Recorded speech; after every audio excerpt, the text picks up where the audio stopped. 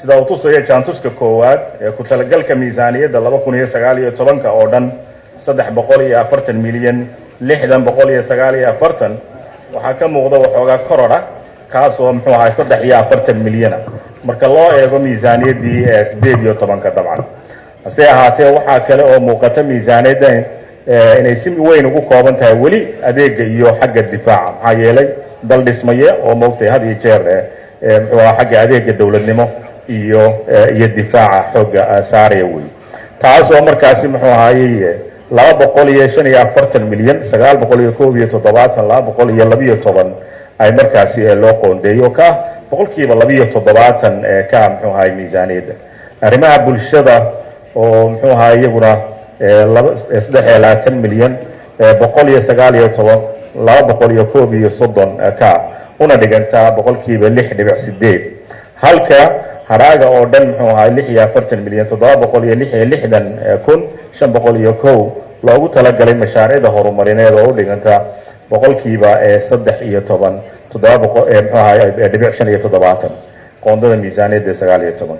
marka jaantuskaasa runtii ku siinaya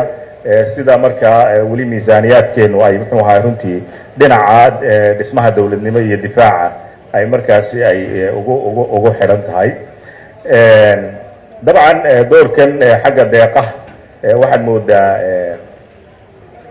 haddaan muxuu ahaay jaantuska kusii noqdo sida ka muuqata jaantuska hore waxaa kordhay qoodooyinka loogu talagalay arrimaha bulshada oo ahayd miisaaniyaddii 2018 13 milyan taasi oo boqolay ku dhiganta muxuu ahaay 4.4 si ahaatee miisaaniyadda 19 waxay kor ugu kacday 46 milyan oo u dhiganta boqolkiiba 13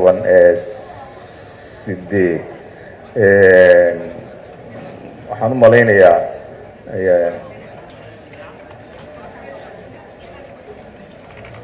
yes dhinaca mashaariicda wey arrimaha mashaariicda yaa intaa xoogaa kororkaasi uu ku dhacay ku talagalka deeqaha labada dhinaca dabcan sida ka muuqata waanu runtii waxaan bogaadinaynaa inay dowladda turkigu tahay midda joogtada muxuu ahaay miisaaniyaddan u kabta oo muxuu ahaay sanad walba ka muuqata halka meelaha kale oo dhan moogtay isbedelo fara badan had iyo jeer uu ka yimaado taana runtii baarlamaan ahaan iyo dowlad ahaanba inaynu had iyo jeer aada u bogaadino falanqaynta iyo talabixinta guddiga haddii aan usoo laabto guddigu wuxuu kulamo falanqayna la yeeshay madaxda wasaaradda runtii xilliyo kala duwan inkastoo waqtiguba aada u koobnaa laakiin haddana runtii doodo fara badan oo tan iyo xalay xilli dambe ah ayaa runtii muxuuha guddiga iyo dhex maray muxuu ahaayey wasaaradda jaanis badan looma helin in hay-adaha kala duwan ee dowladda muxuu ahaayey runtii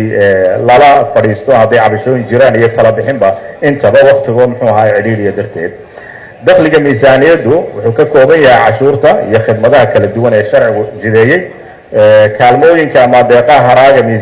haraaga miisaaniyaddii hore haddii uu jiro iyo dakhli kasta oo runtii si sharciga ugu soo biira muxuu ahaayey miisaaniyadda dowladda maxaa dakhli kasta oo dowladda soo galo oo magaca dowladeed ku soo galaay waa inuu ka muuqdo runtii muxuu ahaayey miisaaniyadda dowladda inuu ka muuqdo ay tahay oo si sharciga ku yimaadaay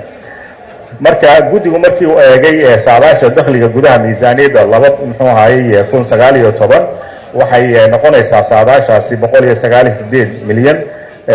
550 waxaa u muuqday isbedel kororsiimo marka loo eego saadaashii muxuu ahaayey miisaaniyaddii ka horeysay 2018 oo dhannayd 127,510 kororkaasoo noqonaya boqolkiiba 10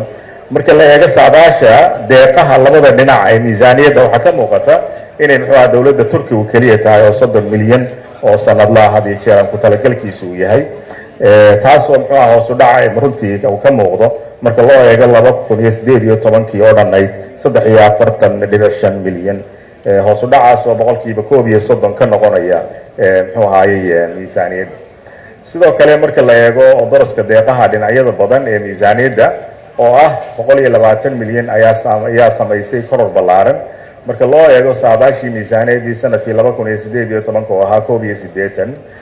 milyan kororka oo noqonaya boqolay dhan ahaan 48.2 saadaasha dakhliga gudaha ee dalka guud ahaan waa 189.5 milyan oo u dhiganta boqolkiiba 50.8 halka ay saadaasha dakhliga dibaddu tahay 150.2 milyan oo u dhiganta boqolkiiba 4.42 taasoo muujinaysa in miisaaniyadda 2019 ay weli muxuu ahaay runtii si xoog leh ugu tiirsan tahay muxuu ahaay deeqaha dibadda. haddii aan dhinaca kharashada ka eegno runtii dhowr arrimood ayuunbaa muxuu ahaay laisla gartay guddiga iyo markaa sida ka muuqata warbixintan guddiga iyo wasaaradda maaliyaddu waxay isla garteen in kharashka curaarta gunooyinka oo dhan runtii 2.5 milyan lagu bixiyo xuquuqdii iyo waajibaadkii gunooyinka lagu bixiyo. wuxuuna guddigu soo jeediyey in mudnaanta koowaad la siiyo muxuu ahaayey xuquuqdii muxuu ahaayey baarlamaankii iyo muxuu ahaayey iyo shaqaalaha oo mogtay bilaha Febraayo iyo Janaayo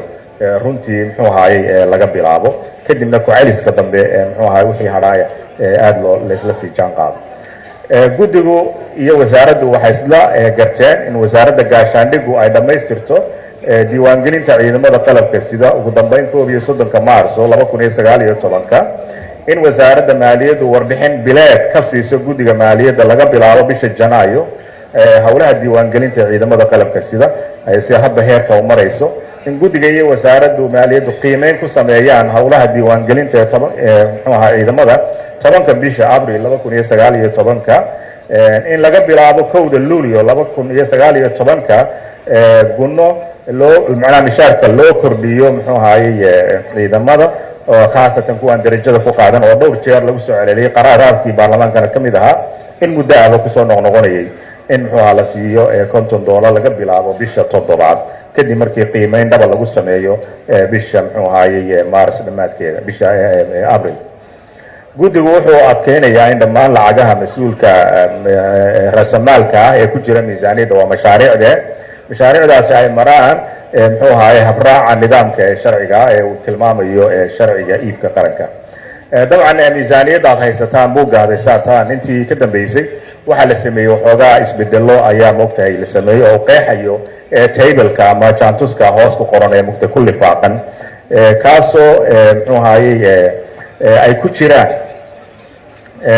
muxuu ahaayey ay ku jiraan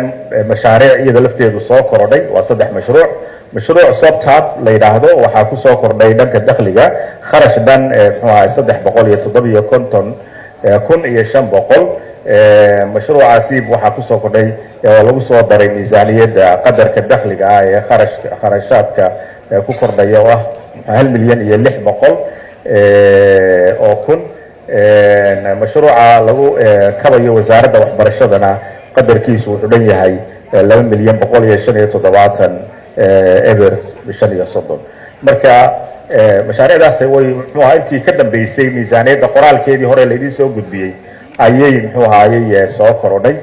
dabcan gudaha markii la tagana isbedelo ayaa lagu sameeyey marka meelaha isbedeladu ay ka dhaceen waxaan muxuu ahaayey runtii uu ku lifaaqan yahay jaantuskan ballaadhan ee markaa muxuu ahaayey ku lifaaqan waad fiirin kartaan. ugu dambeyntii markaas maadaama uu mogtahay uu dulmarkan yahay keliya inaan muxuu ahaayey runtii si guud idinka tilmaano idinku iftiimino miisaaniyadda iyo qaabka u samaysan tahay guddigu wuxuu runtii soo jeedinayaa golahana ka codsanaya isagoo gudanaya markaasi muxuu ahaay waajibaadkiisa dastuuriga xoroosaadka iyo dastuurkuba ay farayaan inuu dood macnale ka yeesho talooyin wax ku oolana ka soo jeediyo miisaaniyadda qaranka ee 2019